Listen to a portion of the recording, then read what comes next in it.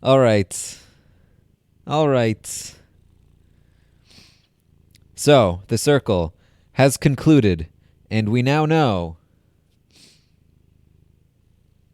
that Patty is the winner, which, if you watched last night's stream, you know did not come as a surprise to me. Um, in fact, he ran away with it. They released the ratings, the rankings, and there were a couple that were like a little bit switched from my predictions, and I think the two that were switched were in Patty's favor. So Patty actually won by a significant margin. It was not even remotely close.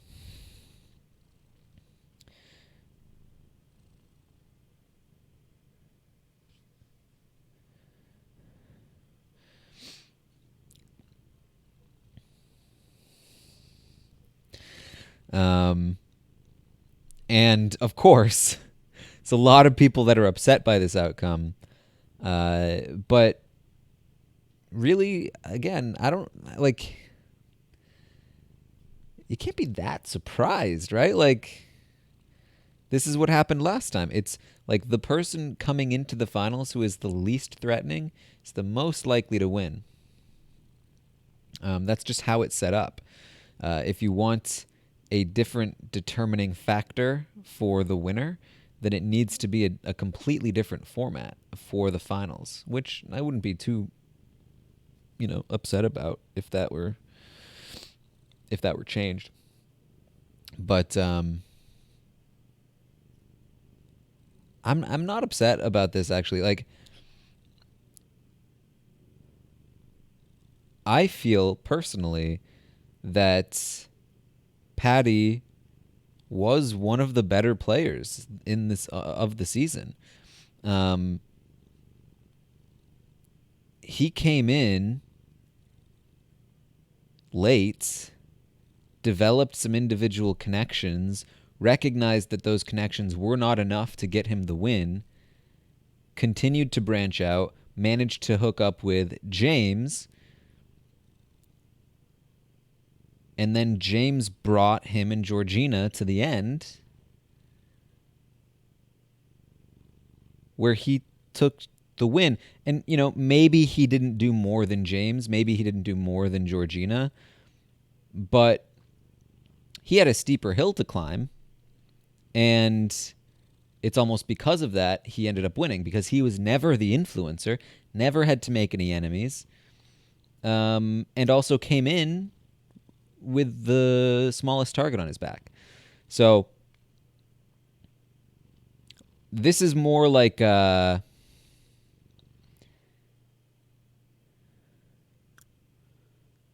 do I put this? This is more to me. This is like Nicole beating Paul in the finals of Big Brother 18, a little bit, in some ways. Like, no, that's not right. What's a good one?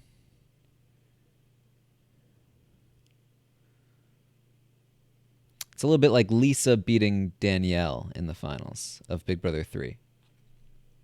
Um, like, no, Lisa wasn't the best player, but she was good, right? Um,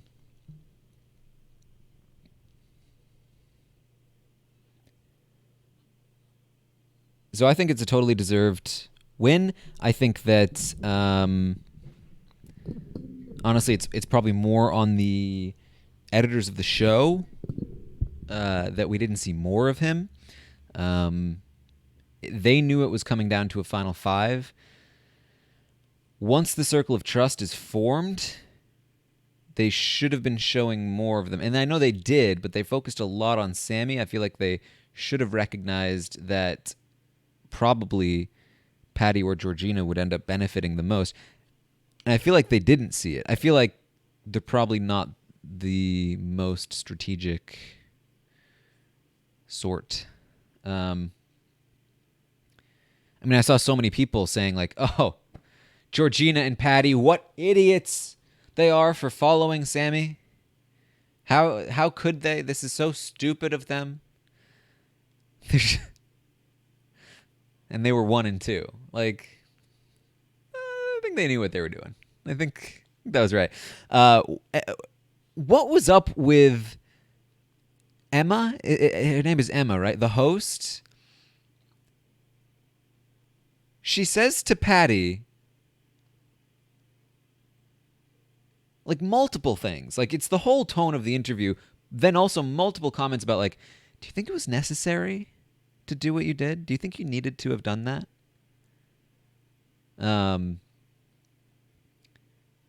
Do you think it was the paranoia that formed the circle of trust? Like, and I'm pretty sure at one point she flat out says, I think you would have made it to the end without it. People loved you. Excuse me? He would have made it to the end without that? Since when? Because I'm pretty sure that final decision came down to him or Ella, and the only reason he survived was because the circle of trust was made. Because Georgina had an incredibly difficult decision in front of her, and she couldn't betray the circle of trust. She knew that she had that. Like, what is this? What is this nonsense? This, like, complete fabrication of a narrative that's being crafted that, like, these people didn't need to do it. And then as he's explaining it, she cuts him off.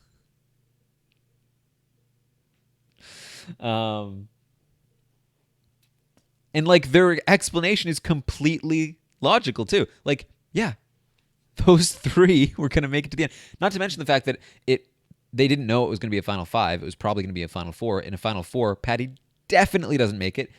And in a Final 5, Patty definitely doesn't make it. So, and not to mention the fact that even if he did somehow manage to make it to the Final 5, he definitely doesn't win in the Final 5 if Ella, Woody, and Tim are all 3 there. So, what's going on here? This is, what is happening here? And then there's, I don't know if it came from the show or where this comes from, but I've also seen the narrative that like Georgina screwed herself over, that James screwed himself over. None of them should have made the alliance. It was such a bad move. James, his downfall was when he created the circle of trust. He shouldn't have done it. Like, what are you talking about?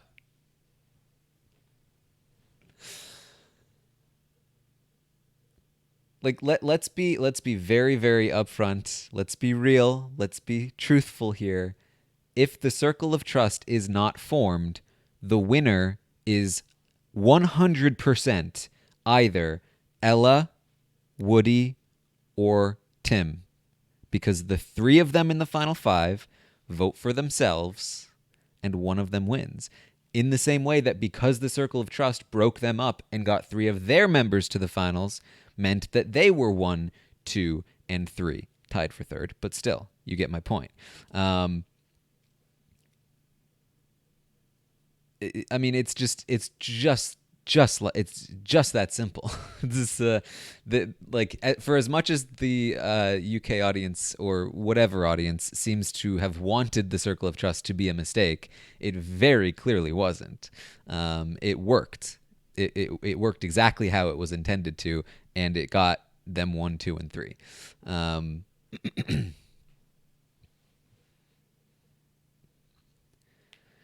So, very, very strange reactions to this finale for sure. But either way, it was very interesting. The thing, there were a couple things I was disappointed by.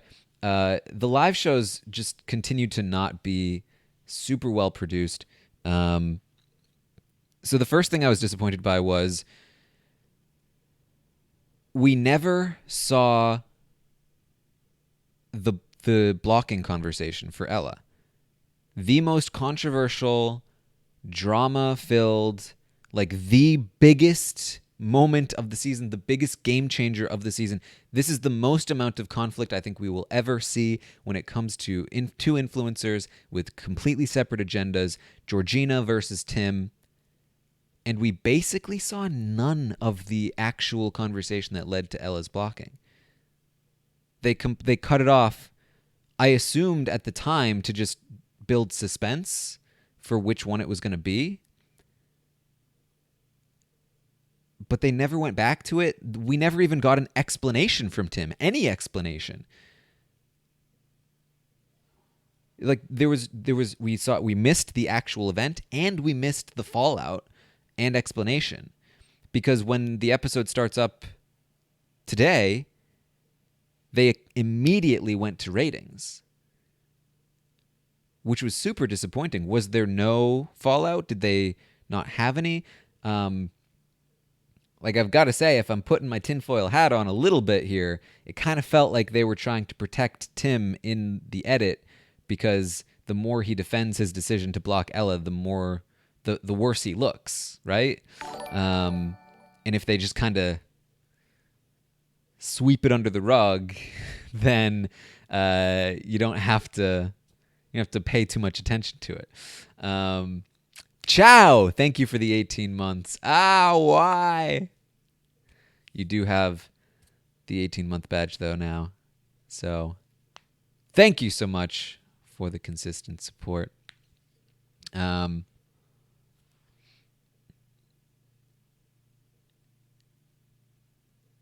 It's interesting because, like, heavy-handedness in the edit and in the narrative is something that I think is often accused, that Big Brother US is often accused of having, and Survivor is often accused of having. And I've always been somebody that's been like, I really don't feel that way that much with these shows.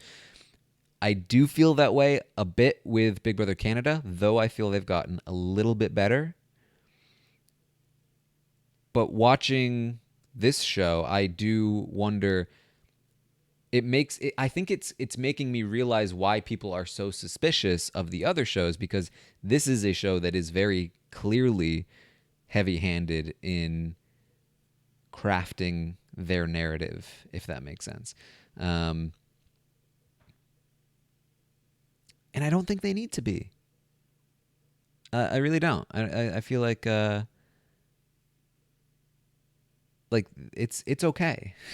It's okay to have flawed characters. It's okay to have people playing a game. It's okay. Like, again, there's a long track record of shows that are very successful with that formula. But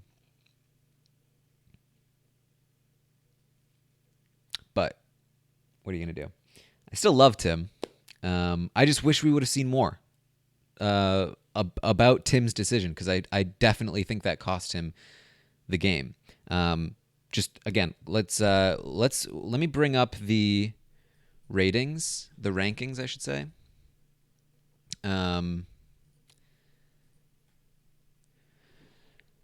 So Patty ranked Georgina first, Sammy second, Tim third, Woody fourth.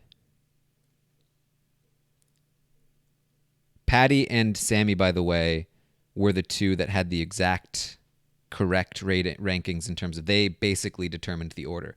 So, Georgina came second, Sammy third, Tim third, Woody fifth. James/Sammy also ranked correctly. Patty first, Georgina second, Tim third, Woody fourth.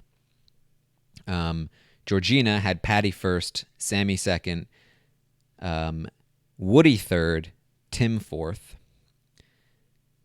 Tim had Woody first, Patty second, Georgina third, Sammy fourth, and Woody had Tim first, Patty second, Sammy third, Georgina fourth. So Sammy was obviously a lot closer to Patty than we've really been shown. I think that had a huge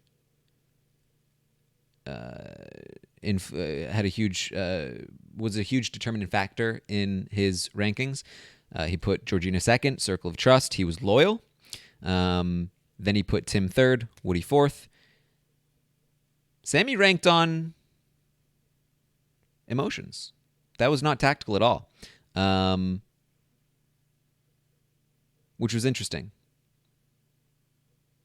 And the thing is, even if he had been tactical, it wouldn't have mattered. If he had put Patty fourth, last, Patty still would have won, and Sammy still would have lost. So nothing he could have done, but he didn't even try.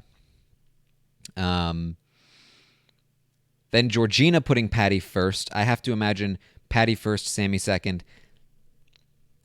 This was possibly because of the little bit of doubt that she had in Sammy after the Ella blocking. It might have been what she had planned to do all along because she had the connection to Patty with the disability stuff previously. But either way, it went Patty first, Sammy second, not super surprising. And then she put Tim last. That's not super surprising either. She's been mad at Tim ever since Brooke, and she just had a contentious conversation with him in the influencer chat. Then Patty goes Georgina first, Sammy second. That surprised me a little bit. I kind of anticipated that he would do Sammy first and Georgina second. I'd be curious to know why he went that way. I imagine it's just an emotional connection. Again, the disability connection that he has with Georgina perhaps overrode the connection he had with Sammy. And then Tim third, Woody fourth. Not surprising. Then Tim, Woody first. That was not surprising. Patty second surprised me a little bit. I thought he would put Georgina second, although I did say that based on what we didn't see in the influencer chat, maybe that would have changed things. It appears that that's a possibility. He may have also been being a little tactical, thinking that Patty would be less popular than Georgina. That might have been in play. But either way, Patty goes over Georgina. Sammy last. That's not surprising at all. And then Woody, Tim first, Patty second, Sammy third, Georgina fourth. That's exactly what I predicted. So that's, I guess, no further explanation required there. But the point here is, let's say that Patty is removed from the equation and replaced by Ella, right? What happens then? Georgina now puts Sammy first.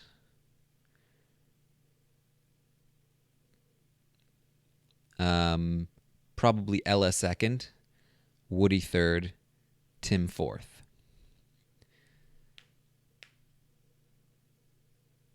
Sammy, he'll probably be disappointed by Georgina, but he'd still probably go Georgina first, Tim second, Woody third, Ella fourth. Tim goes Woody first, Ella second, Georgina third, Ella fourth. Woody goes Ella first, Tim second, Sammy third, Ella fourth. And Ella does Woody first, Tim second, Georgina third, Sammy fourth. Right? So with that being the case, Georgina gets a first place, a third place, a last place, and a third place, and she's still not winning the game. In fact, she's worse off. So she made the right call. Sammy gets a first place, a last place, a last place, and a third place. Sammy is much worse off. Ella will get first, second, last. Ella's in a good spot. Woody gets first, third, last. Woody ties with Ella. Tim gets second, last. So if Ella stays, assuming those rankings are correct, it's a tie for first between Woody and Ella, with Tim just 1 point behind. Any slight change and Tim might win. So obviously, big decision there. Tim had a much better chance to win if he keeps Ella in.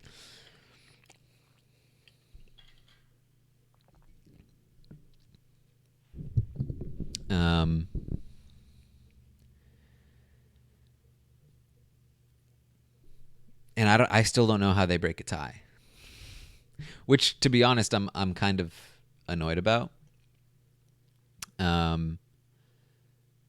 Because it feels a little sketchy.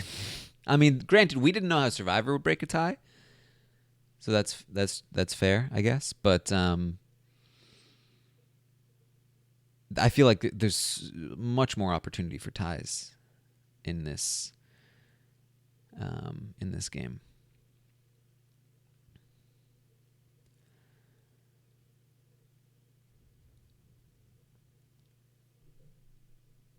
But yeah, definitely interesting.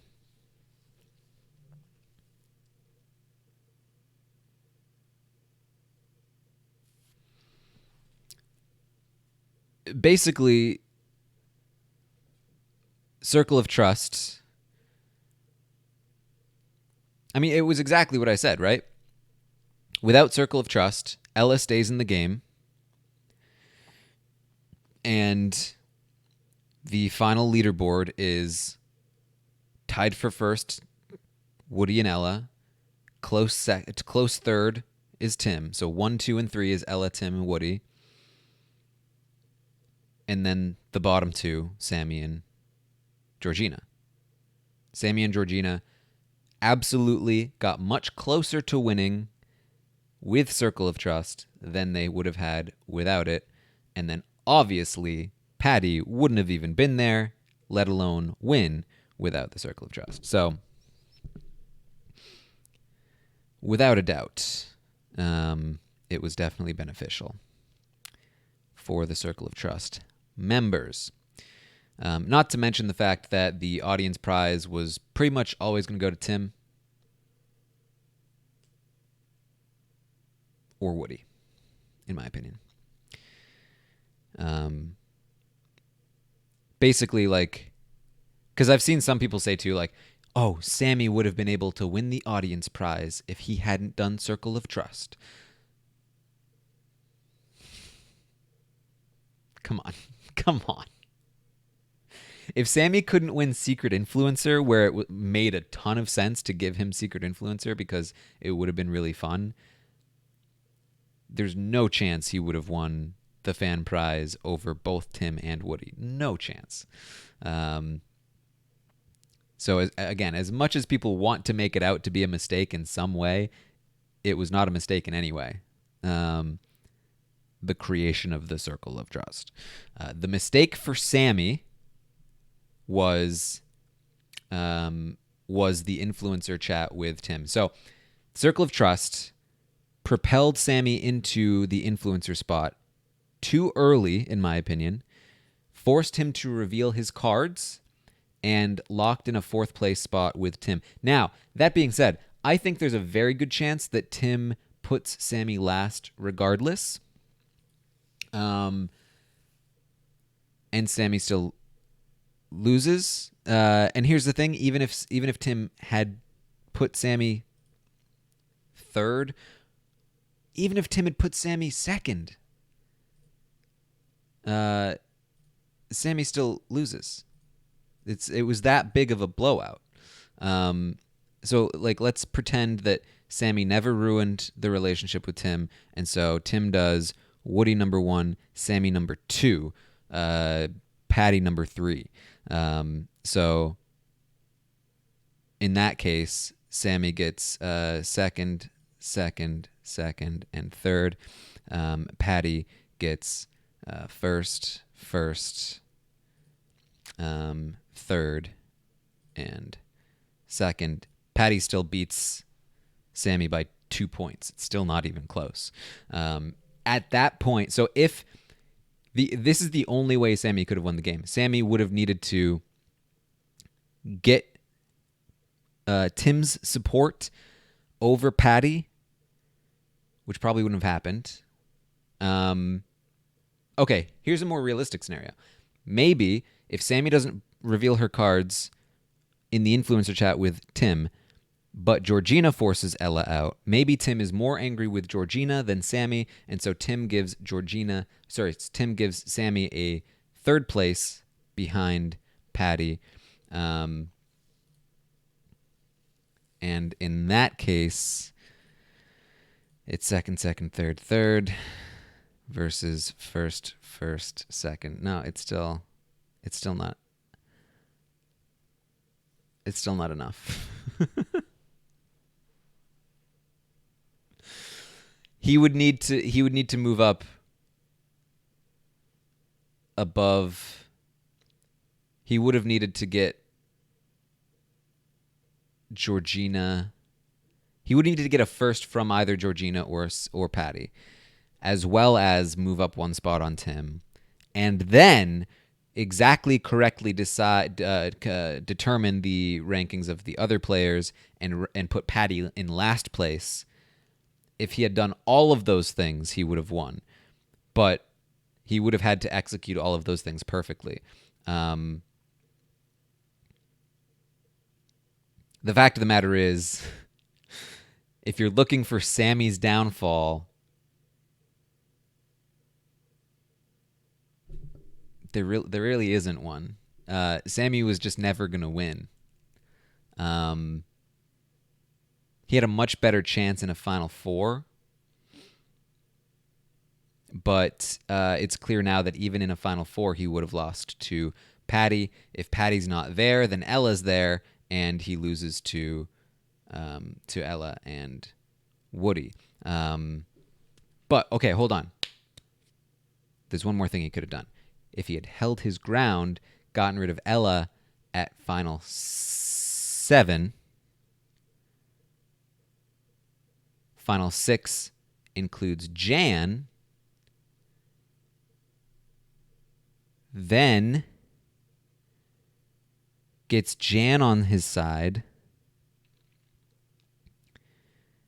gets rid of, ideally gets rid of Tim then next, but he wouldn't have. He would have gotten rid of Woody. Jan in the Final 5. That might have gotten him the win. So I will amend what I said before. I think if there's anything we can point to as a downfall for Sammy, it's not standing his ground and getting rid of Ella at Final 7. That's what he needed to do. He needed to...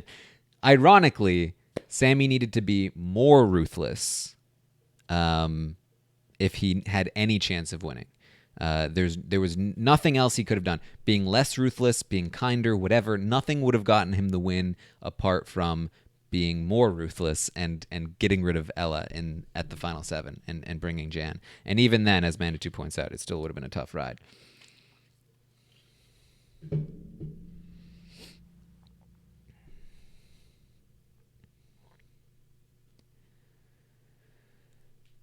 Whew. Georgina, I think... So Georgina came in here. She got a total of 10.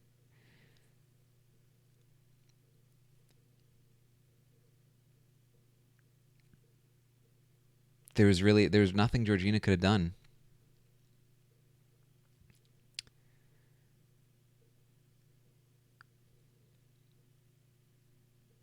I mean, if she had ranked tactically, it wouldn't have made enough of a difference.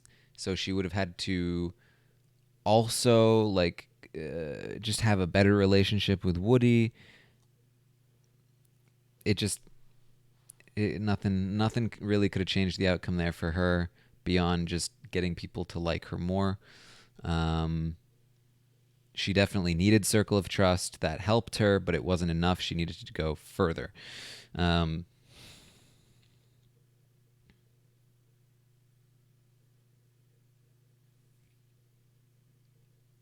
Woody's downfall, in my opinion, was A, focusing too much on his relationship with Ella, B, making it way too obvious what his relationship was with Ella.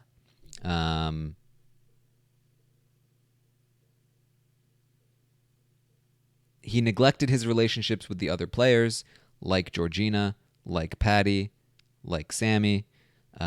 Focused too much on investigating the catfishes and focusing on his festival friendship with Ella.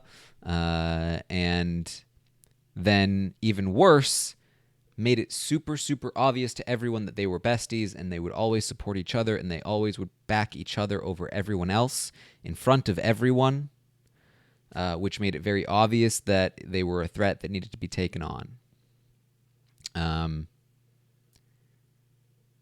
Now, granted, he was not even really playing the game, so it's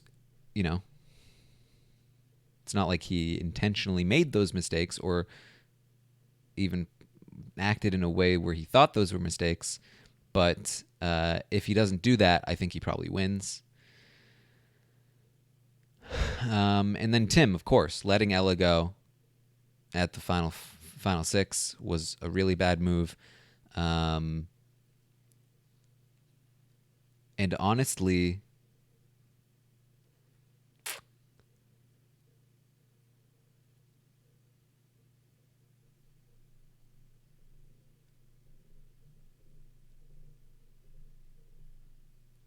letting Brooke go was a mistake for Tim. I do think he needed to break up Georgina and Brooke to some degree, but it should have been it should have been Georgina.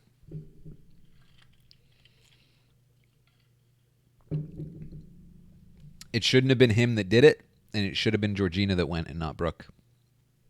Because Brooke was more loyal to Tim than Georgina was. If Tim has Brooke in the finals and doesn't get rid of Ella, then I think that Tim probably wins. Probably.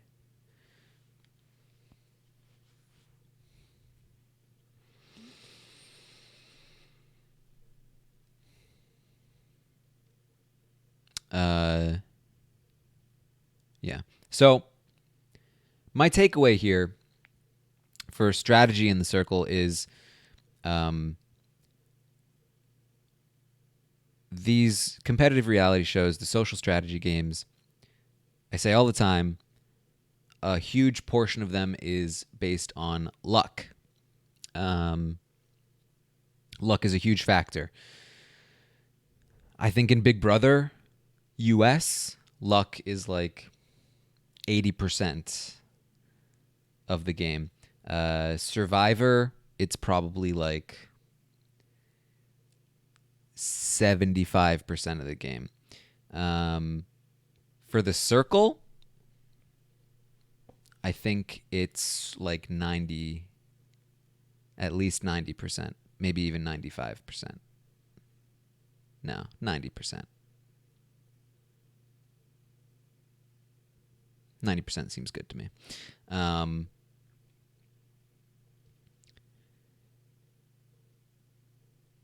Basically, the best you can do is get a group together and stick together like the Circle of Trust did. They clearly showed what a dominant strategy in this game looks like. They collectively found significant success with that strategy. One of them won the game. All three of them came in the top three. That's clearly how to win this game. However, which one of the three wins? A lot of that comes down to luck because of that final five and how it works. How is it 90% luck for Tim, who was an influencer so many times? Well, did Tim win the game? He tied for third. That's why.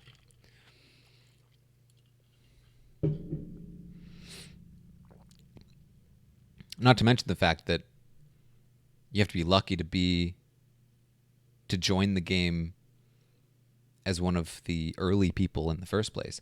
Patty had a really uphill battle, and he joined like he was like what, the third extra person to join, second extra person to join, if you don't count Richard Madeley.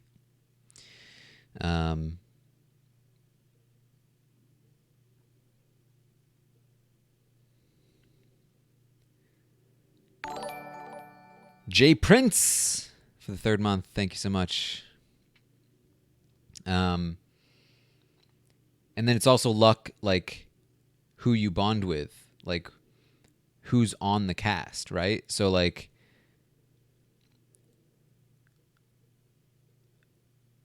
Woody was able to bond with people because they were into festivals and the same kind of music as he was.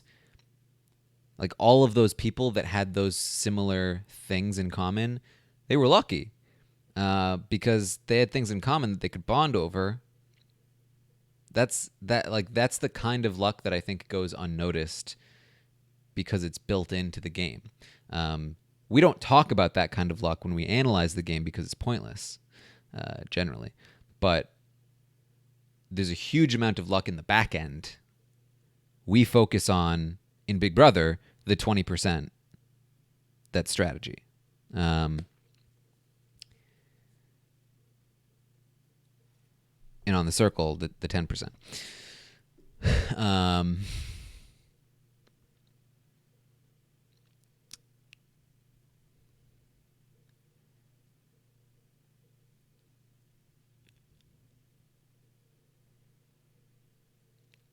So somebody, I don't remember who it was.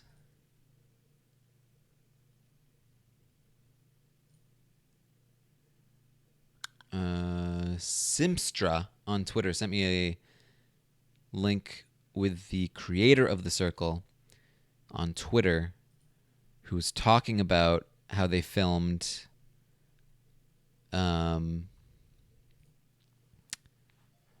US version. And he said that in the US version, the cast was a lot savvier and a lot more strategic, and that they played the game in a very different and surprising way.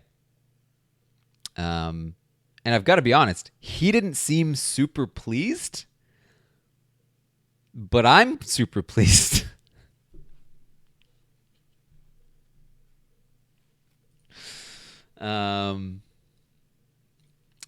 So I mean that's good news to me.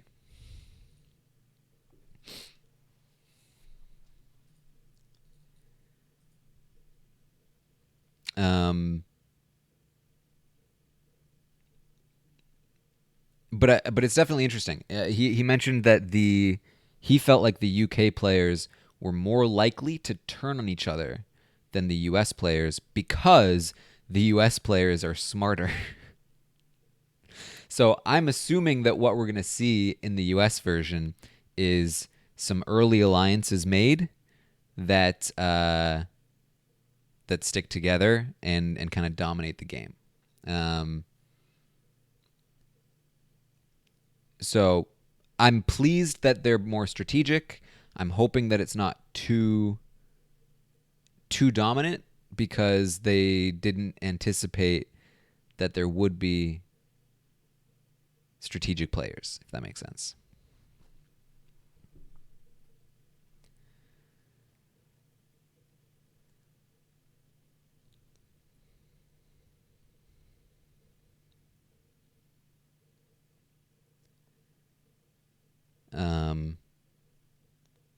It's a delicate balance, and it's something that we talk about all the time on Big Brother.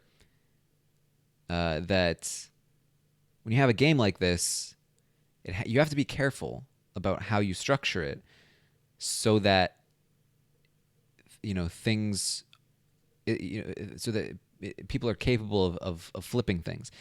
The way that the circle is set up, people aren't really that capable of flipping things. We saw it happen with COT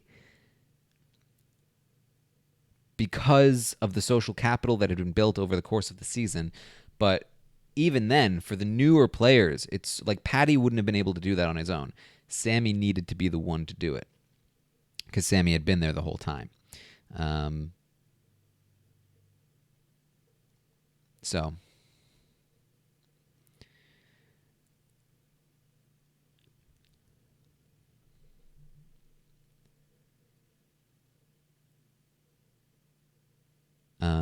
I was okay. So I was talking about the live show. I was kind of let down by the live show.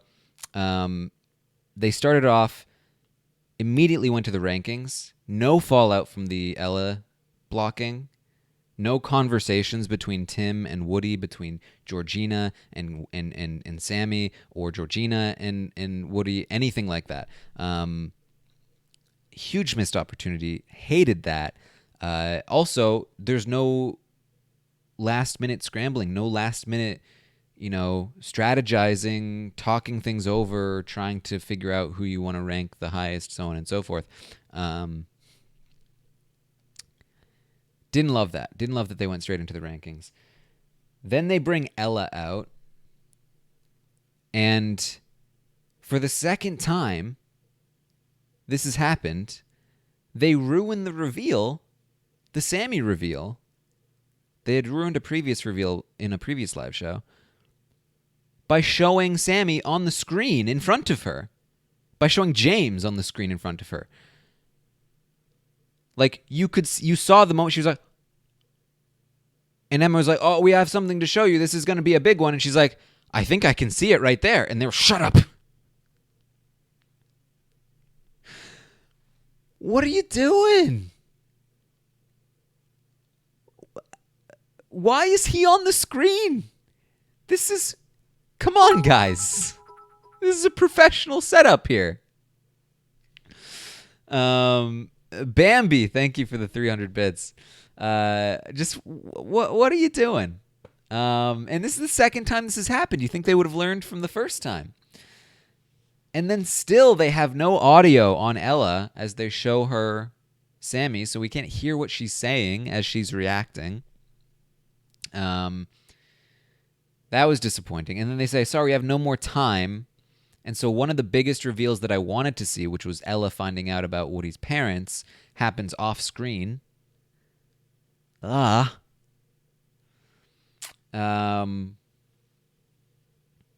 we get into the rankings. I was basically able to confirm that Patty 100% won this thing when I saw the rankings that they showed to us.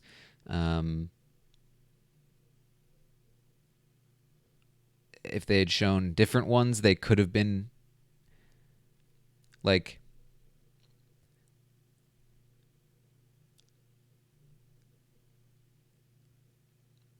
I guess it would have been hard to show. I guess it would have been hard to mislead me here because I already thought Patty was a front runner and he only got first and second places. So,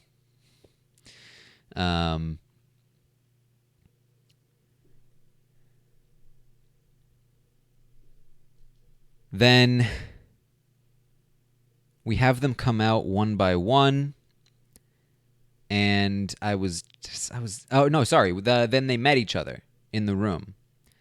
This was not as fun for me as the season 1 meeting. Obviously, season 1 had the big Alex and Dan thing. That was huge. They tried to recreate it with Sammy and Tim, but that just really fell flat to me. I mean, there were the first two. Tim comes in, "Who are you?" Georgina comes in, "Who are you?" Great. But then the next two that come in, There's too many people in there already, and it's like it's an afterthought. It's not as fun. 5 people in general was just not as. It wasn't as intimate as 4 people was. I don't love it, and the actual confrontation between Tim and Sammy, very disappointing. Very like it felt very cut together. What I loved about season 1 was how raw it was, and when Kate met Dan, it was raw as hell on both ends, and it felt like we followed what happened. And then, Sean comes in, Freddie comes in, they're talking about it, they're discussing it. It's one big there's a through line, and there's a narrative, and it was raw, and it was great. This one was like Tim came in, "Oh, you're a naughty boy." Like, okay. And then it was like Tim asking questions. There was no real explanation. It was lines we'd heard a bunch of times already from Sammy. Then Georgina comes in. She has a great reaction to Sammy. She also has a reaction to Tim. And there's definitely some conversation between Sammy. The circle of trust is revealed to Tim. That was good. Can I just say, though, also, as a quick aside, very clearly, all of them thought Tim was a catfish. All season long, the biggest reaction for the blocked players has always been to Tim. They go, "Oh my God, he's real." Because clearly they've all thought he's a catfish this whole time. But we never see it. They have been avoiding showing the fact that everybody clearly thinks he's a catfish. It's very frustrating to me, because that's clearly going to impact how they view him. And then they also thought Woody was a catfish, and I had no idea about that. Like, I realized pretty early on that every blocked player was like, "Oh my God, Tim is real." But they weren't having that big a reaction to Woody. So I was so surprised when they're sitting there like, "Oh yeah, Woody's a catfish." I was like, since when? Why am I not seeing this?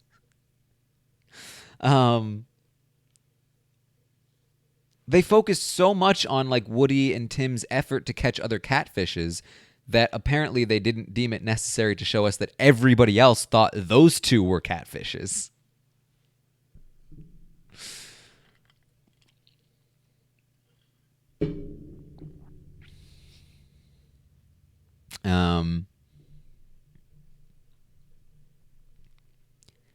Anyway, by the time Patty comes in, I feel like this like meeting really goes off the rails. There's 3 people in there now, and Patty comes in, and he's just overwhelmed by 3 people. He's surprised by Sammy, but it kind of just gets lost. And then it turns into like, now I'm going to say one thing about each of you, which is just so boring. And then Sammy comes in. No, sorry, Woody. They have too many E's. Woody, Patty, Sammy. Woody comes in and has like no reaction to Sammy. And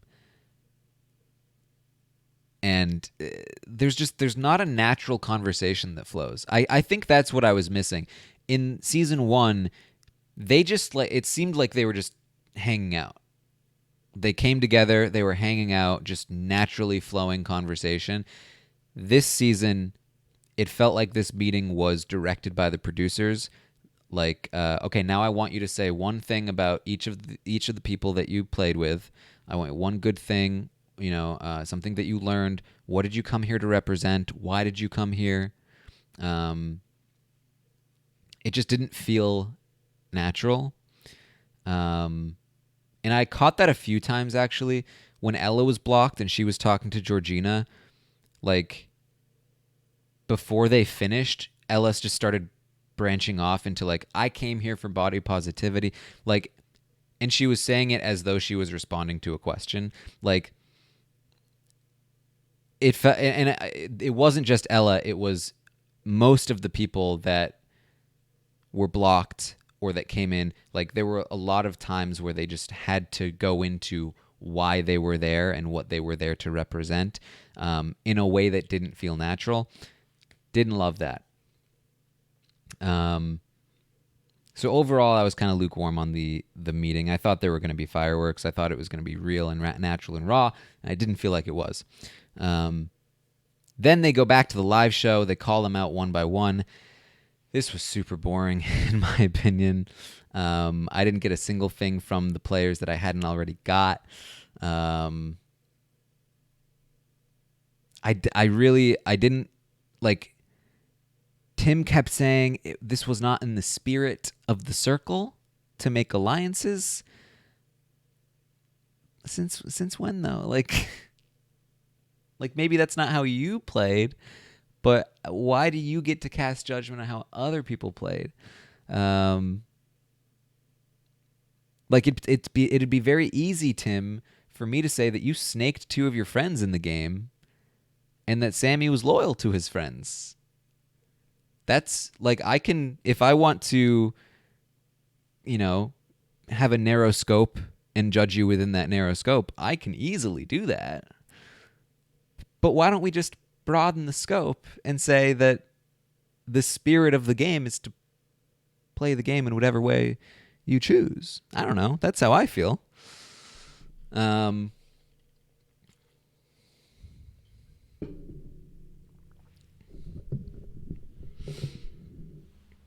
I just don't feel like anybody should be like talking about morality in a game like this. Like, I don't know. We've seen things on Big Brother. We've seen things on other shows. Things that actually, like, people actually getting nasty, people actually being bad people even within the context of the game. We've seen that. That was none of these people. None of these people. The worst that these people did at any point was to lie, which is the point of the show, and like get frustrated and call people brown nosers and fence sitters and whatever else. Like, like,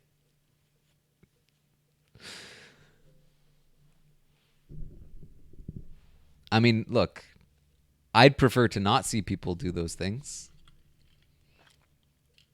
I really liked Woody. I thought he was great. And one of the reasons why is that he was never cruel. He was never overly frustrated. I really admire that. But I don't judge Brooke or Georgina for getting mad at Tim for blocking Brooke. You know what I mean? And saying bad things about him.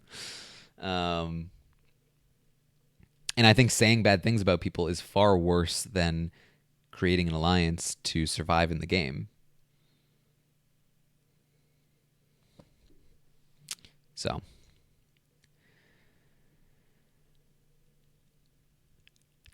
so they interviewed Tim. They brought out Georgina. They brought out Patty. And again, the whole time, there's this narrative that, like, oh, if you had just not created Circle of Trust, things would have been better for you, even though you got first and second place. Oh, man. And same with you, Sammy. Which was frustrating. I felt like Sammy came out. I felt like Sammy had been briefed that he was hated. it felt to me like I should stop calling him Sammy. It felt to me like James knew two things. He knew he didn't win the game, and he was not liked by the public. Um, I say this because there was zero hope on his face and zero surprise on his face when he was eliminated in third place. When they talked about the prize money, when they talked about there being a winner, you could see Georgina was like, huh. You could see Patty was like, huh. James was very stoic throughout the entire thing. It wasn't until Patty won that James was like, "Oh my god, that's amazing!" and he got super super excited for Patty. But I think he knew he hadn't won. I think that there was a lot of time they had to talk. I think that when Woody tells James that he knew he was a catfish, or that he had suspected he was a catfish, when Tim talks about having been disappointed in Sammy and felt manipulated by Sammy, I think that that James recognized at that point that that he probably couldn't win, and he probably, I would imagine, when they're together, him and Patty and Georgina are like whispering in each other's ears, like, "What did you rate? What did you rank?"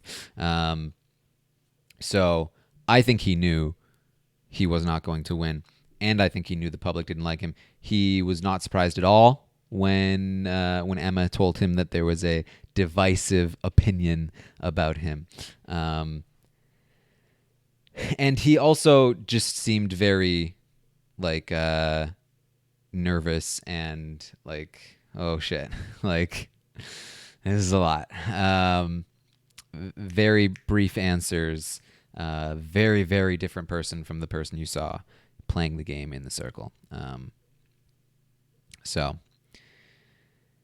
that was my read on that.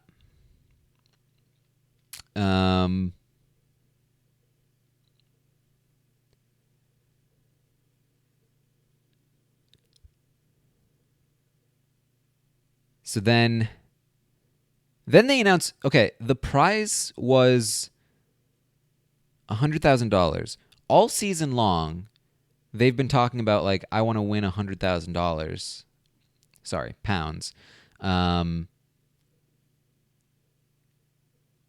then at the finale, they go, hey, it's actually a split. $70K to the winner, $30K to the audience audience choice person. I could have sworn they had talked about $100K to the winner and then an additional amount of money afterward. And you could tell that, yeah, Georgina didn't know this. Like, she was surprised and upset. This was super weird. And it's not what they did in season 1. They said $50,000 to the winner. And then on finale, they said an additional $25,000 to the audience choice member. I would love to go back to the first episode and see what they said was the prize, because I could have sworn this was not the case here.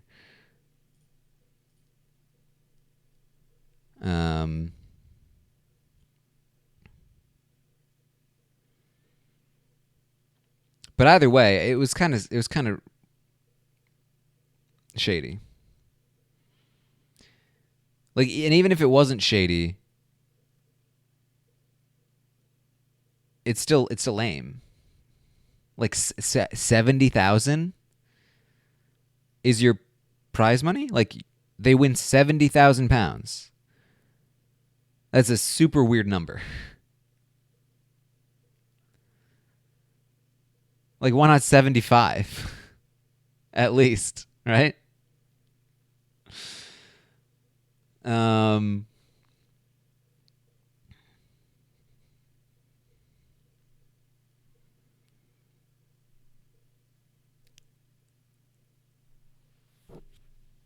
52 after taxes.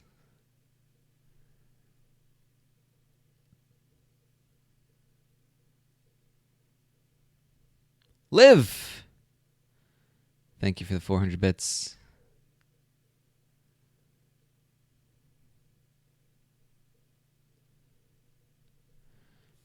Yeah. They said 100,000 pounds is on the line.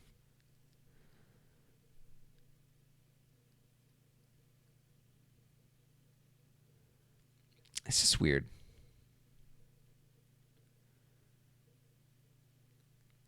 Um,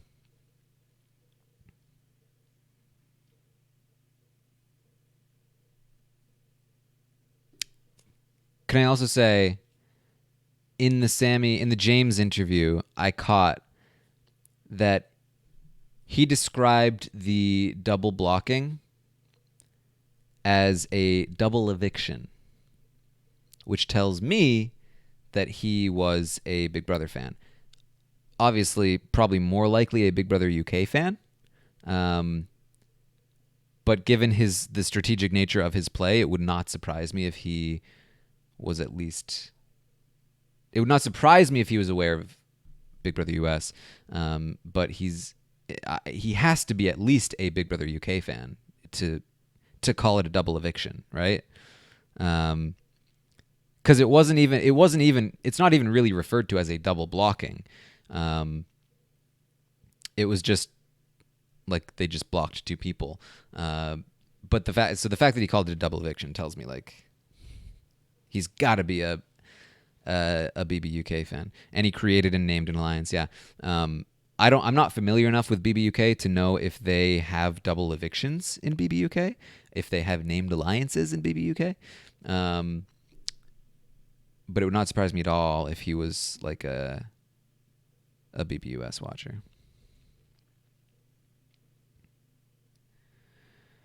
And yeah, for sure, Emma called it the house. I've called it the house for sure. I don't think there's anything wrong with calling it the house. But obviously she was a host of the show, so it makes sense that she would do it.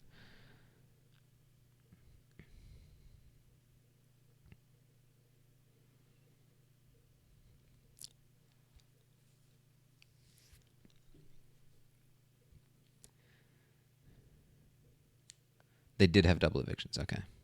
Interesting.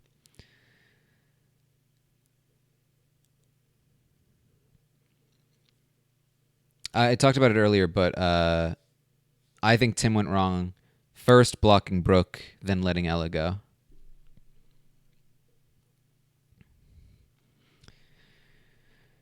So they reveal the winner of the audience choice. I really felt like it could have gone to Woody, but it did end up going to Tim. Not super surprising, but I did feel like Woody had a chance. Then so Tim gets it. Then we announce the winner of the circle, the show. The true winner. Woody is out first. That's what I predicted. Joint third, Tim and Sammy. Not super surprising. And then Georgina second. Patty is the winner. I mentioned this at the top of the show, but I do feel like Patty is a deserving winner. Of the 5 remaining players, I think he played at least the second best game. I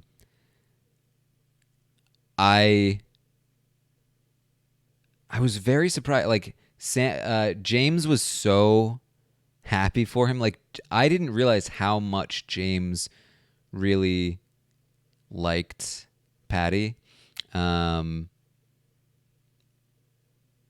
we just weren't shown their relationship that much. But they were clearly like super close. James ranked him number 1, said he would love to see him win, and then was overjoyed when he did. So he talked about, he almost told Patty, he almost revealed his catfishing nature to Patty. That wasn't even on the show. Dippin' Dots, 5,000 bits. Thank you so much.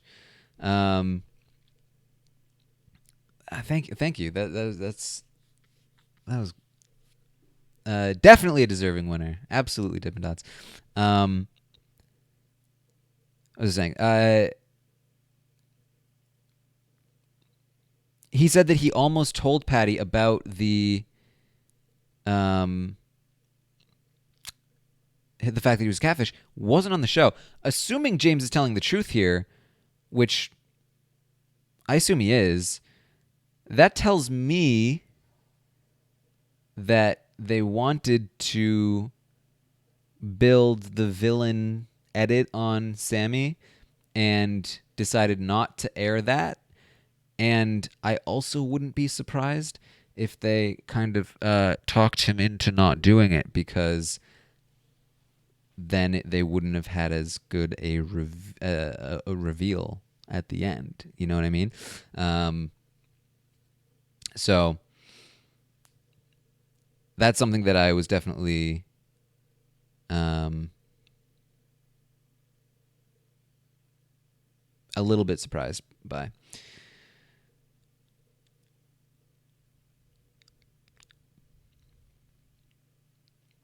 Yeah, and you guys are completely right. And when he did the COT thing in the group chat, in the at-risk chat, he said that he would want Patty to win, and that and stuff like that. I thought he was just gaming. I mean, that's how it was portrayed in the show, that he was lying. But I don't think he was. I think he was telling the truth.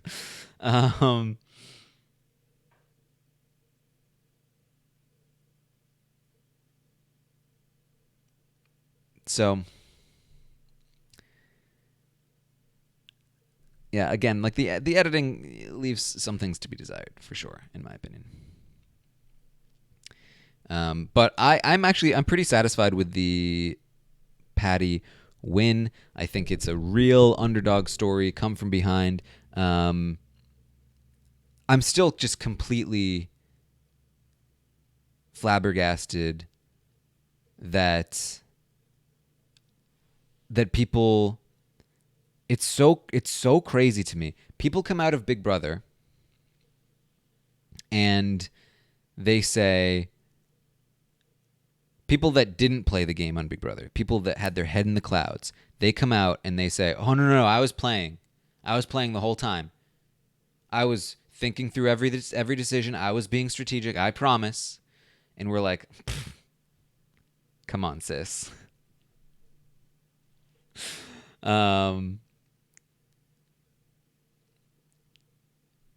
People on this show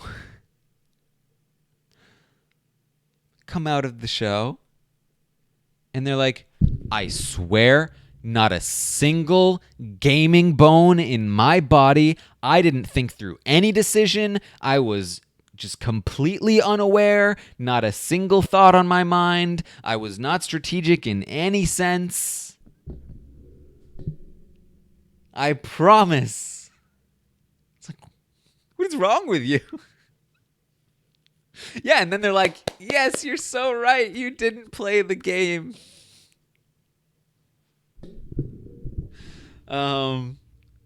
It's so weird. And like, look, I'm not going to cast judgment, because if that's what people want to see and if that's how people want to be on the show, that's fine. It's not something that I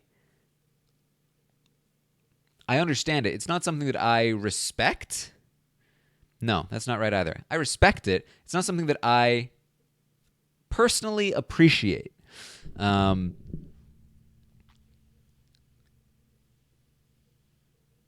But I understand why that people might do that. But it's so strange to me.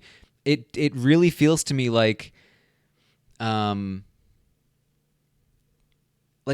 you imagine, like, cause it's fundamentally, they are the same show. Big Brother, The Circle, Survivor, just different methods of the same basic concept. And on one show, if somebody came out saying, "Yeah, I went in there, I swear to you, I was not playing that game."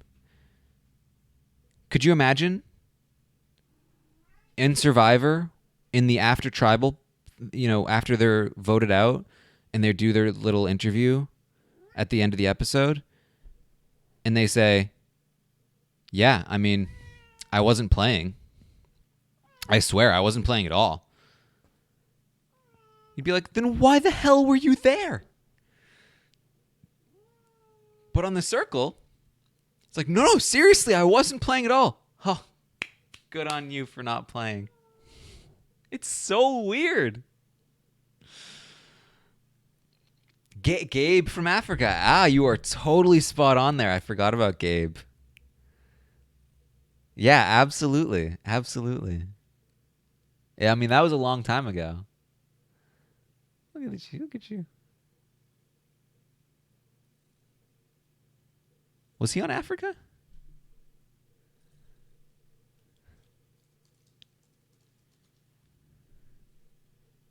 No, he was Marquesas. Yeah.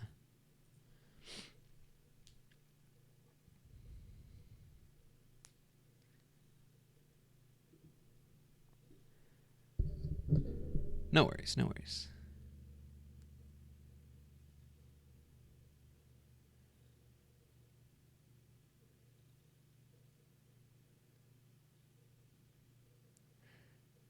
Taran's cat plotting and scheming like Bay. Yeah. Yeah.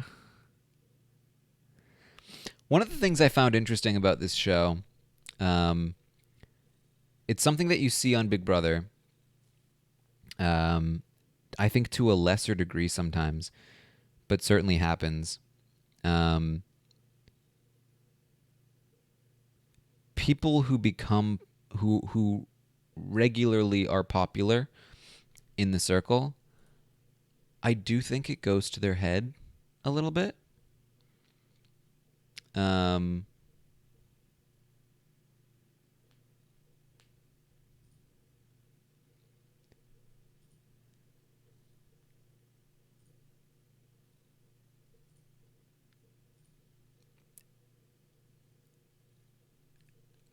and I find that interesting.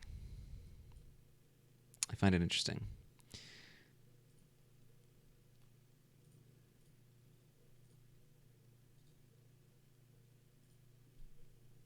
Something to watch out for. It might not happen as much in the U.S. version.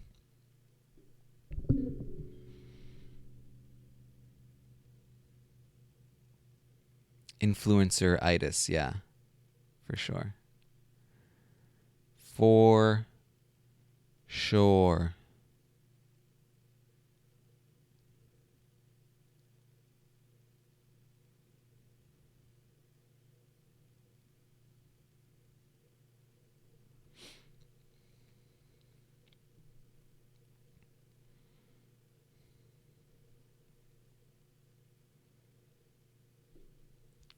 We don't know when the U.S. version starts.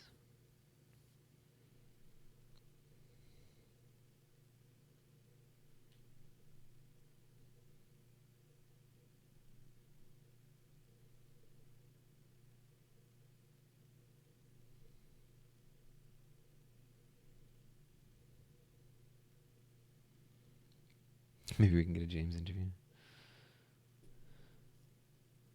I would definitely be willing to talk to James. I mean, there were a lot of people on the season that I liked. I love Woody. I think Tim's great.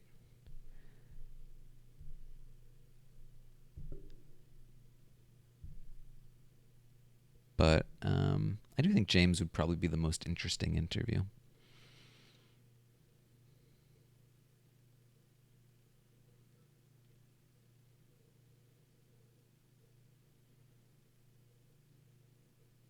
I think Big Brother's the more interesting game for sure. Hey, it's Aman. How's it going, Aman? Hi. What's Okay, up? so I actually have not gotten a chance to see the finale in its entirety, but I do know who wins. I did get to see that part, and I did get to see a bit of the reveal for the final five. And yeah, so I figured just for posterity's sake that Yeah. I. I mean, I gotta say, that was most of the episode. I kind of Oh, went was it through it. really? I kind of went through it, and like there was a lot of the episode that I was kind of kind of meh on. Okay. But there were definitely some good moments. But the Final Five coming together, especially at first, was good. Ella finding out about Sammy was good. Oh, I missed that. What was her response? I mean, basically what you'd expect. They ruined it though because they showed an image of James on the screen before they were like, "We've got something to show you," and she was like, "I think I see it right there." Oh, okay. um, so Live television, folks. yeah, that was annoying. But really, it was, and then like the winner reveal and stuff like that. And then they Who did like, got the favorite? I didn't get to see that part either.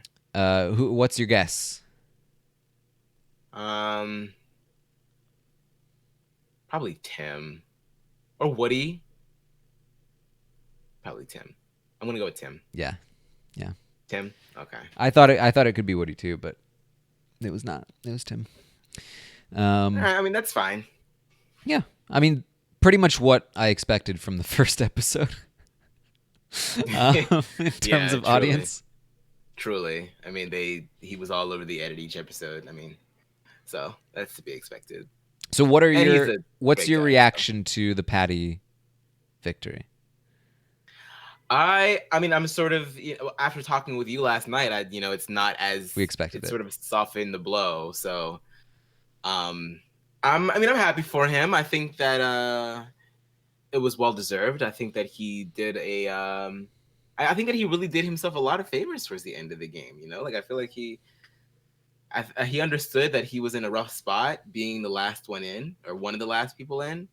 And he didn't really, the minute that he got the opportunity to jump into the COT, he took the opportunity and it got him towards the end. It got him the win. So I think that he did a pretty good job. I guess the purist in me sort of just prefers for people that have been there the entire time to get the win, because you spent more time than the rest of them. You've been playing the game longer than the rest of them. You've been managing your relationships and staying above the fray much longer than someone like Patty or somebody like Jan.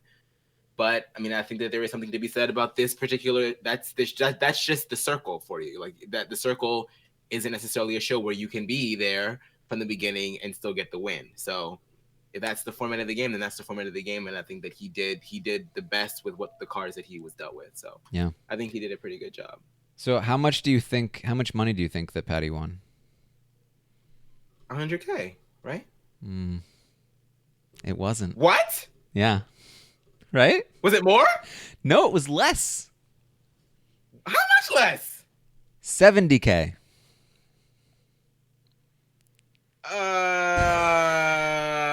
Okay. So when they sign those contracts to go into the circle, does it not say 100K? Well, I guess it probably does have one of those clauses where it's like, we reserve the right to up or down the winning. It was 100K total because of the audience prize money. So 70 went to Patty and 30 went to Tim. So Patty had to give $30,000 or 30,000 pounds to Tim. Basically. They brought the Final Five on stage and they told them about this, and Georgina was like, "What? Excuse me?" Yeah. Okay, hold on. You sign up for the show. They probably tell you this.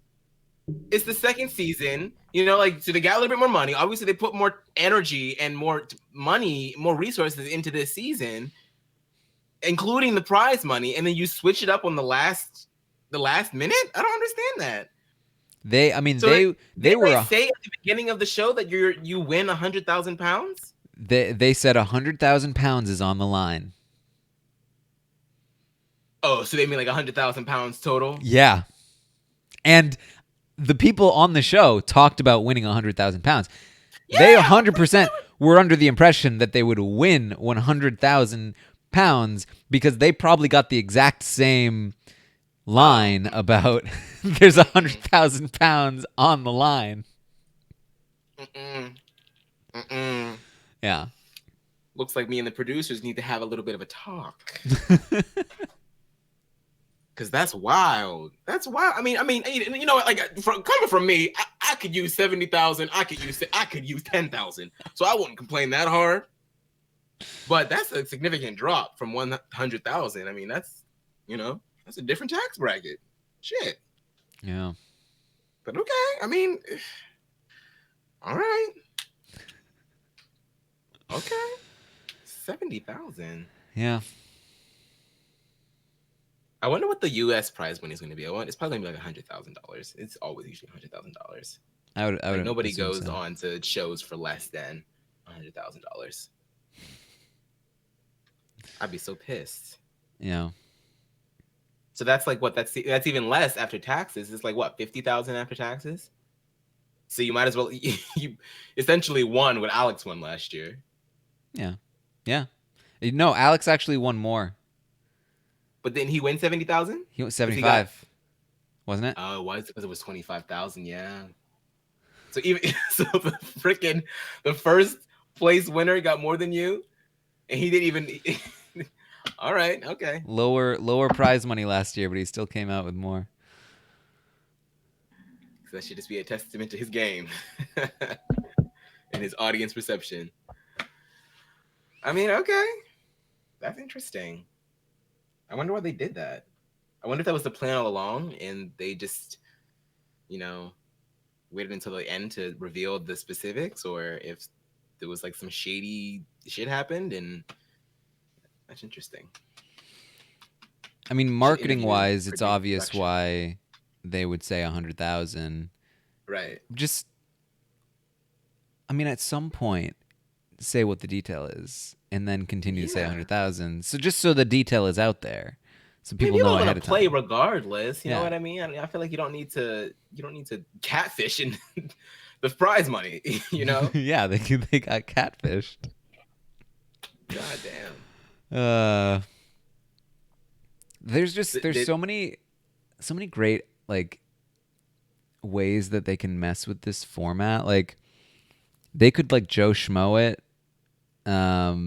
like have somebody in there who's just like by themselves, and like they're getting catfished the whole time by the producers.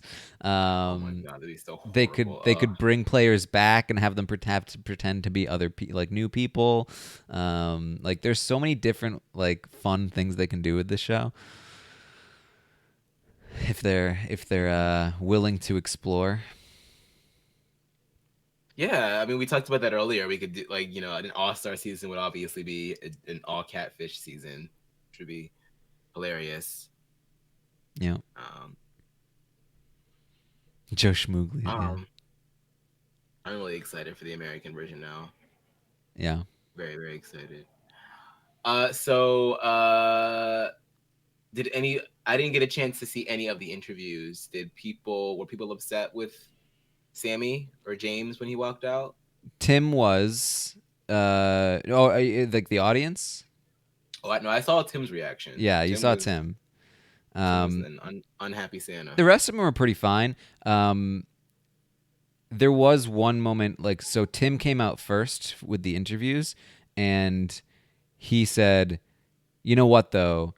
James is a lovely guy." And the audience went, "Oh." Oh, okay. Which was kind of nasty. Like, holding up cue cards. Sigh with relief, please. No, they were like upset. They were like, "No." Oh, with an upset. Oh, Mm-hmm. oh. Damn, they were really butthurt. That's insane. Yeah. I mean, well, he is a lovely guy, you know. People enjoyed watching him, at least over here on this side of the pond. Yeah. People enjoyed it. I mean, he's like, people again go super crazy overboard, but like, if this guy was on Big Brother US, he would be lauded as a hero as long as he wasn't like running the game, right? Mm-hmm.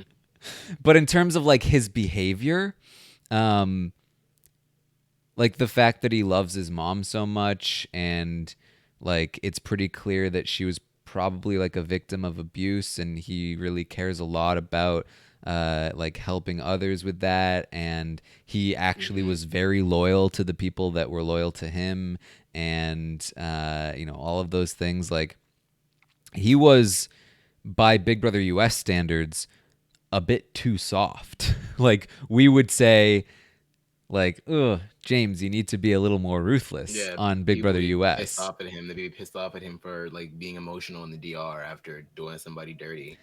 I mean, he would pull like the Cody, and he put Patty number one, Georgina number two. Like that, those weren't snaking rankings at the end. He, Oh wait, do I still have my rank? Like, let me see how oh much it yeah, matched up.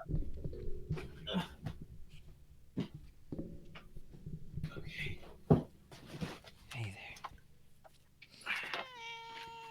there. Aw. Oh my god, I've never heard colors up close before like that.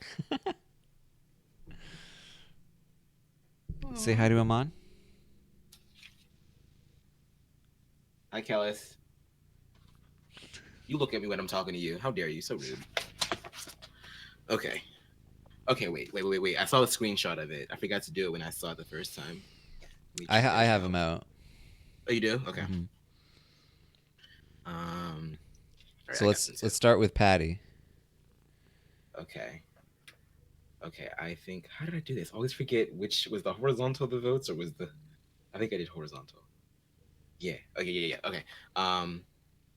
So they'll start with Patty as in what he got or what did he What did he give? rank? Yeah, He gave. I said that he was going to give Georgina a 2. Wait, hold on. Oh my god, how did I do this? Wait, that doesn't make sense. Okay. It was vertical. Okay. I said Patty was going to give Georgina 1. that's correct. I said Sammy James 2.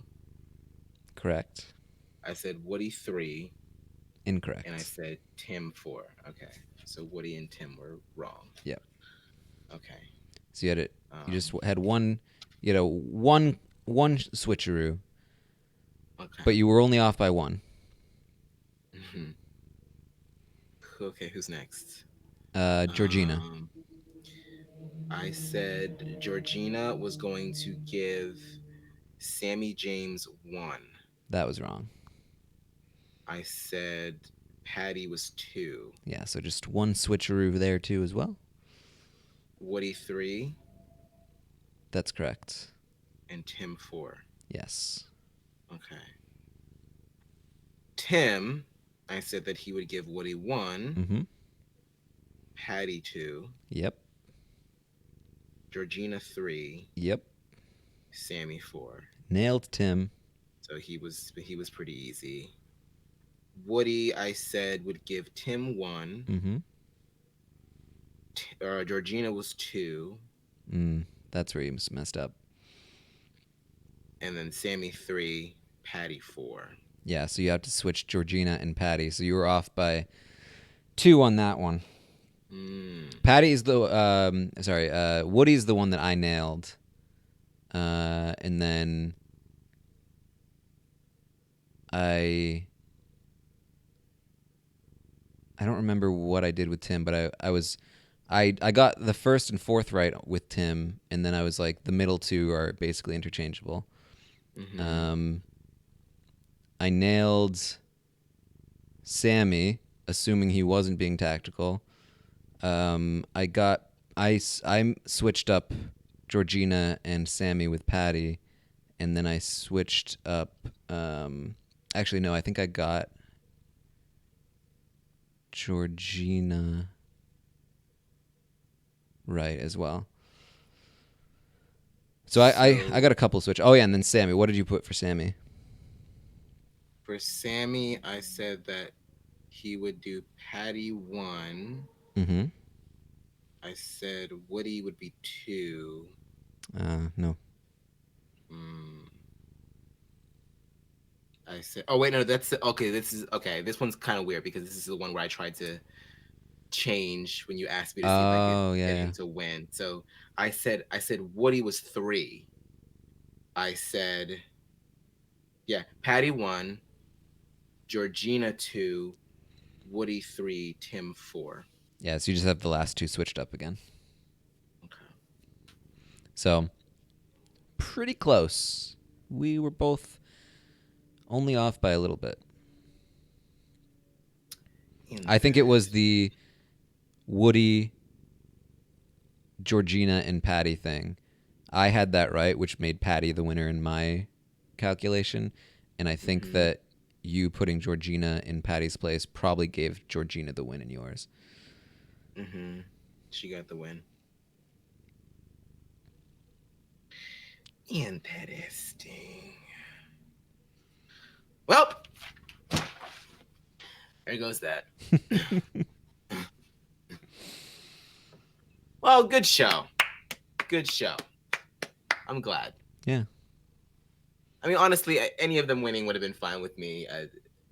Like I said before, I'm a little bit partial to the people that have been in there longer, but I feel like with a few more helpings of the circle and divorcing myself of that school of thought of you got to be in there the whole time, then I'll be more amenable to those sorts of games. But I mean, Patty's such I mean, they're all such nice and decent human beings.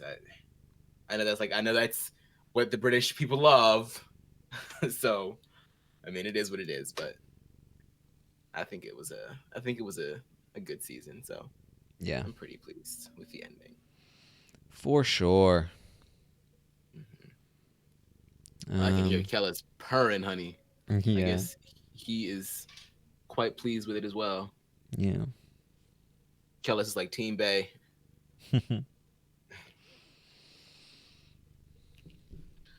Any other questions before we wrap up here? Oh, yeah, what's up, chat? It was nice to have 5 people you wouldn't mind seeing win, unlike BB21 or others. Yeah. Yep. Honestly, BB21 is really starting to be like a dream to me. It really is because I have never like the postseason is so weird. Thank God for the circle, obviously. But at the same time, I'm like, I don't know. It's weird to me. Like I've never been so disengaged during postseason ever. Like within the past, like ever since I started watching Big Brother and like being on Big Brother Twitter, like I've never been this disengaged. But I'm not complaining. Somebody asked, do you prefer season 1 or 2? I prefer season 1, personally, because of a couple of things. I feel like there were no live shows, or at least fewer live shows, which was good. I think the cast overall was just a little bit stronger in how they interacted. It felt less produced. It felt more raw, which I thought I really liked. I liked Final Four better than I liked Final Five. There were just things worked out in a good way. The gameplay on that season, and there was gameplay. There was a Final Four alliance that was made, was not vilified. It was also glossed over, which I didn't love, but at least it wasn't like completely vilified, which I also liked. And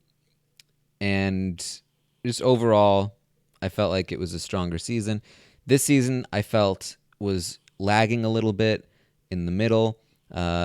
Circle of Trust really kicked it into high gear at the end, and I think this like final stretch of episodes leading up to the before the finale was probably some of the stronger episodes of the Circle as a whole. But the finale was a little bit disappointing. I'm relatively pleased with the winner, but overall, how they presented the finale, I wasn't super fond of. The live shows throughout the season, I wasn't super fond of. The vilification and heavy-handedness in the edit, I wasn't super fond of. But overall, there was still some great casting. There was still some great television, and I still really liked season 2. I echo almost all of that. Season one was season one was just very, very fresh, very, very novel. I could not stop watching. They did a very good job with the cliffhangers, as heavy-handed as those become after a while. I was hooked. It's much Um, the cliffhangers. I hate cliffhangers if I'm watching the show live. I don't mind them when I'm watching it when I'm you want binging to binge because it, it's not as impactful.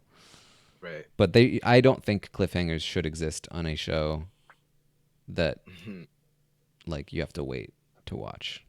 Yeah, they just keep coming back though. But I really appreciated the cast. I thought it was a very strong cast. I did appreciate how we had people that were we got the whole spectrum, I believe. I think that we had people that were non-confrontational, so you get to see their struggles with coming to terms with the fact that they lied to people and having to deal with that. And then you get people that are also very confrontational, so, and they're not afraid to, I loved the Precious and Sean conversation. I loved that Precious came up there and was like, "Why don't you like me? You never gave me a chance." Like I loved seeing that. Like she's not going to back down. I love the fact that Sean also was not going to back down, and they were going to go at it. They were going to hash it out. I love the fact that they were raunchy. I love the fact that they were sending each other aubergine emojis. Like I just loved it. I love that it was just.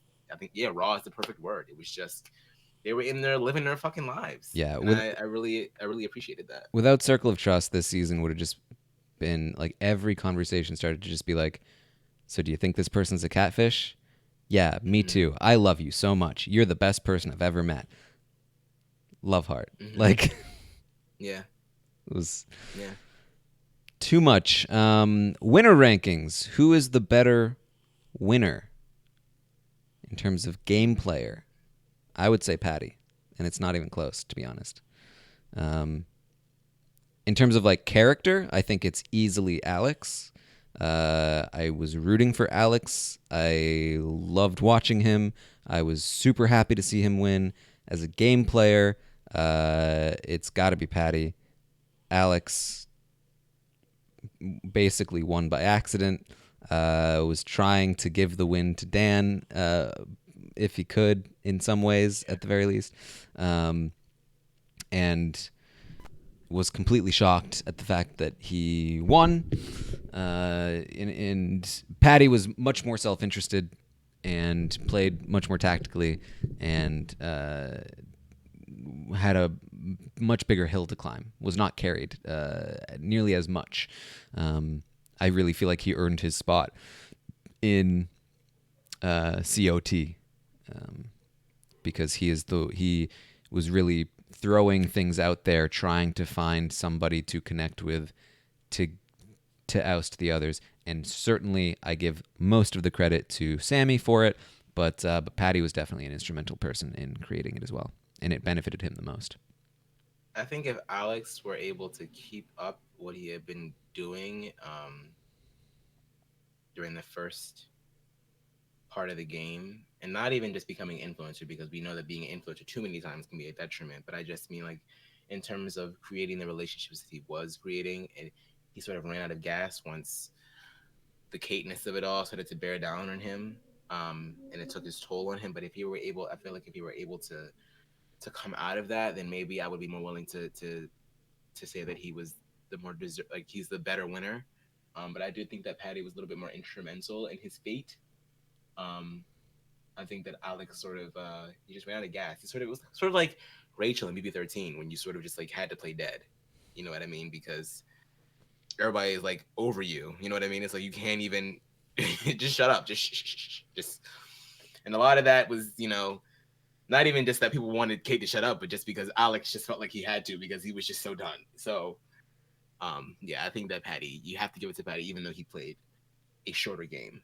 Um, I think another thing that has to go from this show is people being like, I knew it.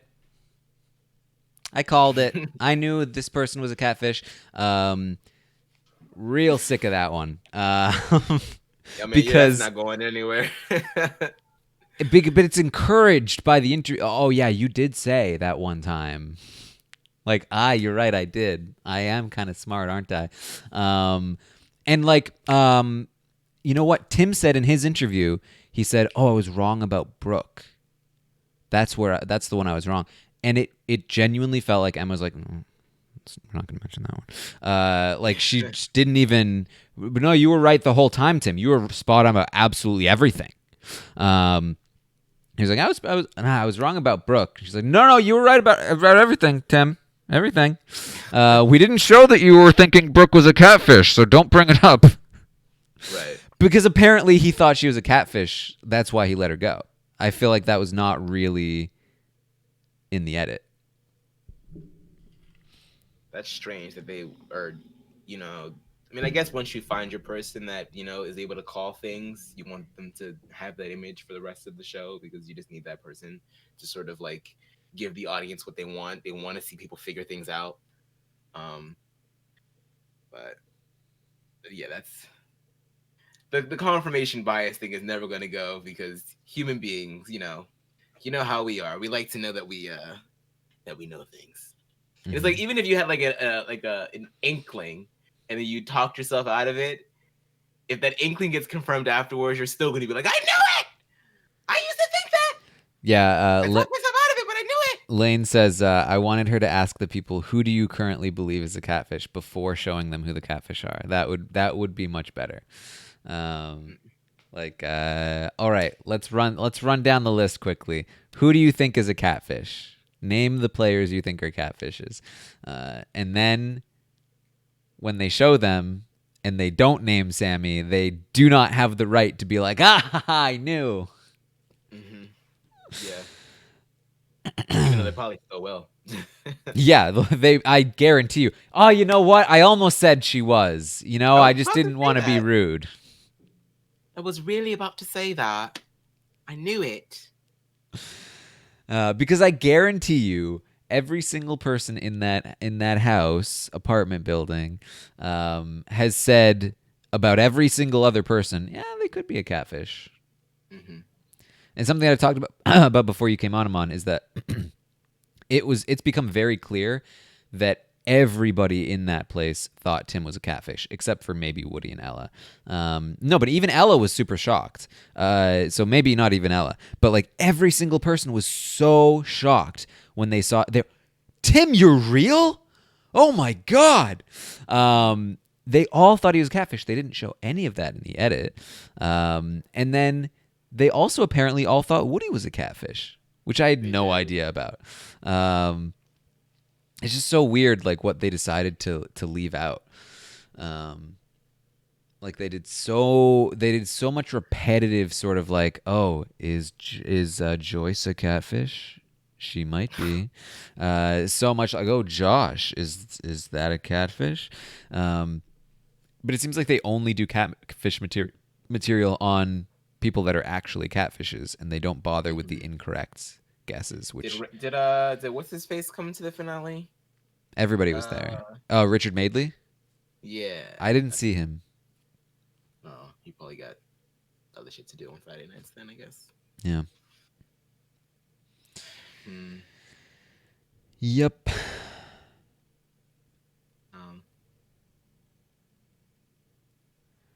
I don't know. I mean, I feel like if I were on this show, I mean, I think that, after watching these first two seasons, trying to figure out who is a catfish, yeah, like, screw that, because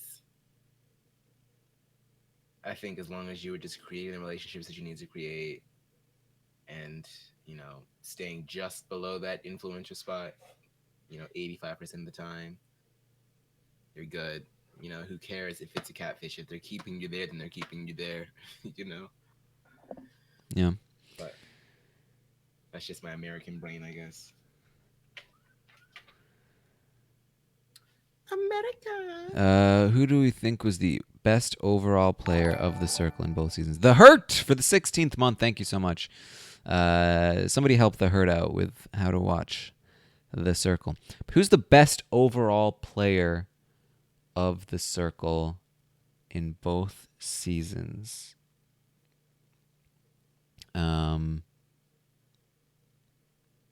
That's a good question. It's really difficult to determine how good a player is at the Circle, but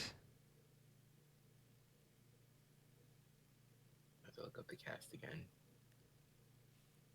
I'm I don't know who it's not. gonna go ahead, and this might be controversial because I feel like this person did have a rocky start, but I feel like they learned the game and how to play faster than anyone else, and by the end probably had the best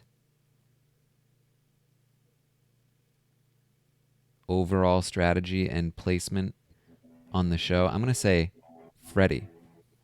Mm. Um, Freddie basically created the first alliance on the show with the three musketeers or whatever they were. Um, Carefully positioned himself to get to the end game where he was still liked by the people that he was going against. Rated tactically at the end, it should have worked. He had to give somebody 2 stars. He decided to go with Kate, and that ended up backfiring. But obviously, he had to make the play somewhere, and it just didn't work out. He did get second place. He came very close to winning, and he was playing strategically the whole time. And he was well liked by his fellow players. I think that, I mean, if Dan rates tactically, if Sean ranks a little more tactically, then Freddie probably wins the game. But just not the way it went down. They could not rate everybody 1 star towards you. That was not allowed. That is what I learned from the Freddie interview. So, yeah, I would say Freddie. And then definitely have to put Sammy up there. Sammy, easily the best catfish, the most convincing by far. Like, it was night and day the difference between Sammy and every other catfish in the game. The level of preparedness and the depth of his lies. And he was better than anybody that we saw in season 1 by a mile as well. Nobody's come close to the level of deception that Sammy was able to perpetrate in this season. And then also, tactically, Sammy was very good, made a couple of mistakes, but ultimately I would still put Sammy up there as one of the best players. Tim, I think, has all of the natural instincts of a great player, but his refusal to outright play tactically, I think, is always going to bite him and prevent him from winning. He's too big of a target, so I can't put Tim up there. Woody also refuses to play. I think he would be great if he played tactically. I think Georgina is a pretty good one. I think Patty is a pretty good one. I would love to put Dan up there, but his refusal to play is always going to prevent him from winning. Same thing kind of goes with Sean, who kind of dipped her foot in the water, but ultimately rated incorrectly at the end. So I would say Freddie, Sammy, Georgina, Patty, definitely all people I'd put up there. I agree. I think that for me, I think Sammy James edges out Freddie just a touch for me. Mm-hmm. Simply because That's fair. what I think about when I think I mean what you just said about level of preparedness, and obviously it's the first season. They all sort of become innovators of the game. So in that respect, I understand um, the logic behind Freddie, but I also just feel like there are so many things that Freddie he caught himself up with, like the lies and wanting to, like, if you're gonna go in there and try and hide things about yourself, do the best that you can. And I just cannot get over some of those pictures that he was trying to pass off as straight. I just can't. I can't I get I over it. asked him about that. He was like, "Yeah, I had to like take like grab as many like the straightest pictures I could, and like there was one of me playing football and I know nothing about it, and I was just like it was a rough spot for him. If he had been playing in season 2, I think it would have been easier because they clearly had a much Yeah. wider selection of pictures, and Right. probably were much more prepared. Yeah, I mean, in terms of being a catfish or hiding things, I don't think Freddie was very good at that. But Mhm. tactically, I think he was very good. But yeah, I could easily see why you would put Sammy ahead of Freddie. Man, those because I was like, because we didn't really get a chance to see all of the pictures in the beginning. Like they only some of them are a little, minimized, and I was like, okay, this is a good pick. Okay, okay. And then when you got the opportunity to add some more, and then they maximized the rest of those photos, I was like, hmm, hmm, okay. Looks like the door is swinging a little bit my way, but that's fine. Yeah. You gotta love the guy. Somebody asked who's the worst player. Um, I think it has to be Josh. Ooh, Abasayo. Hmm. Yeah, she's definitely down I there. can't think of a worse player. You I know, mean, Jack and Beth were pretty bad together. they were pretty bad at first, but they did survive a blocking, and I did feel like they were getting into the swing of things by the end. And like you also have to remember that like they were forced into a very difficult catfish Yeah, with zero amount of preparation. Like they weren't able to research things. Like they had to very quickly on the fly like come up with stuff. And I do feel like they stayed in there for a week. By the end of that week, I did feel like they were doing well. Or at least getting into the swing of things. But man, Josh just never did anything right. It's yeah. Josh is probably the worst of the season. Aiden was horrible in season 1. She just, yeah. I think she's a pretty I girl, and although you know what, I think the thing about Aiden was that she was kind of screwed by circumstance where all of the new people were immune and it was a double blocking, and so they got rid of the only new person that wasn't immune, and then like I don't think she ever would have gone if there were new people available to block and it wasn't a double blocking, and I think she probably would have made it, probably would have taken Kate's spot, to be honest. that's fair. I mean, a lot of her critiques were the same as Kate's. Yeah. Um, but I don't think anybody would have thought that she was a catfish as much as they did for Kate. They just thought that she was young and she didn't have much to offer. I mean, it was right. I mean, her chats were so freaking vague unless she was talking to what's his face. That's the only time that it would heat up. I thought Scotty was terrible, but he actually really won people over. Scotty was such an interesting character because he came on, lied about something, like multiple things. He was like a total douchebag. And Oh, when Hannah came and confronted his ass, I was like, this guy's the worst. But then, like, people loved him. Even Yeah, after definitely. he lied about, he said, hey, I've got a super big dick. And then lied about saying that, and then admitted he lied. Yeah, and And then people were like, you're like a brother to me. they still sent Hannah's ass home. They really did. I was like, my jaw was on the floor. Actually, I was like, wow, okay. I was so surprised that he was doing so well socially after all of that. And then he ends up having like one of the most touching scenes on the whole show when he talks with Freddie. That was such a weird character arc. It was. I was not expecting him to go to Freddie, to be honest. Yeah. But yeah, he was an interesting one. So yeah, I think it has to be Josh. I just can't. There have been some bad players, but just Josh just didn't do a thing right. Didn't survive a single blocking. I feel like Sinead is down there too.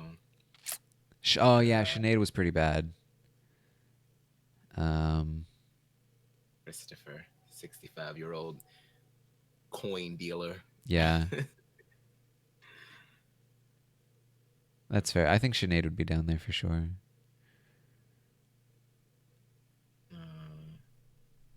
Yeah. I'd completely forgotten about her, to be honest. And she was only there for like 3 episodes, and they got rid of her ass. Yeah. There's so many of the like. Apparently, it's very difficult to find people that can catfish well. Mm-hmm. And you would think that they would. I mean, maybe the players just underestimate just how much preparation they need going into it. But I mean, especially for the first season, you kind of just feel like, oh, you can know a few things here and there, and that's it. But in a game where it's literally where part of the show is trying to figure out who's a catfish, it's so much more intensive than being a catfish out in the regular world. Like you know, you don't have time constraints. You don't have people trying to figure you out for the sake of money, and it's just people just underestimate just how much you actually need to know. And I feel like she thought that it was. I think she overestimated just how much she would know about her own grandfather. And you need to know about his time. You need to know about what he did when he was young. You need to know what kind of shit was popular back then, especially if somebody else that's older gets put in there, because then they're going to want to talk about it. I'm really interested to see how the U.S. players deal with catfishes. I feel like they will not care as much. They won't. Yeah. I feel like they will. It'll be sort of like, I feel like they'll treat it sort of like, how they treat like BB Cast of BB17 treated the Twin Twist. It's like, oh, okay, cool. Now that I know your little secret, let's team up. Yeah, I think they'll look at it much more strategically like that. Yeah, for sure. They'll send the catfish on missions to And I feel like they won't be as hurt or upset about the catfishes or being betrayed. No. Or people playing the game. The UK is gonna hate our version, man. Woo! Let's get ready for it, honey. But yeah. We can't say Judy's the worst. Judy wasn't a real player. Judy, wait, who was Judy again? Richard Madeley. Oh, Judy. No, yeah, that wasn't she. He does not count. He was hilarious, though. I enjoyed him. Yeah. All right. Well, this has been fun. What a season. What a show. Can't wait for the U.S. version. Definitely interested to see what happens in season 3. Torgier, thank you for the 14 months. Make sure you hit the follow button if you have not already. Thank you, Aman, for hanging out. Thank you for having me once again. Yes. Make sure you keep an eye out for the sequester coverage heading your way. I will hopefully be talking to Jackson very soon.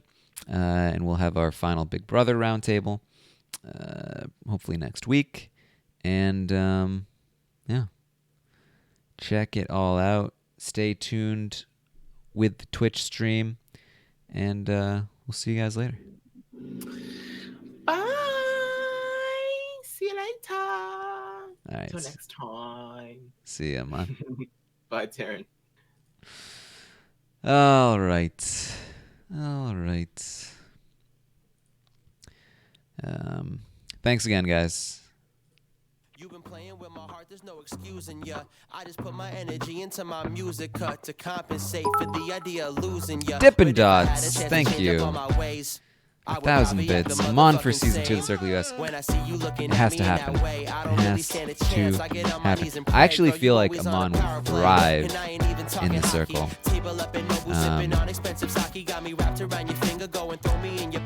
Like, Amon is very clearly very good at social media in general. I feel like his personality really shines through. I know he wants to be a catfish, but I would advise him to just be himself, personally, if he made it on. Because I think people would love him. Alright, see you guys.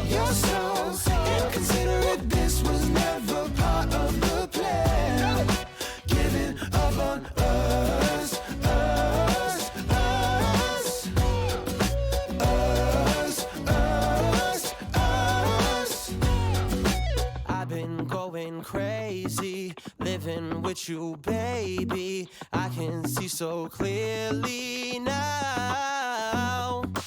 I just need some space, please. Don't you try to chase me.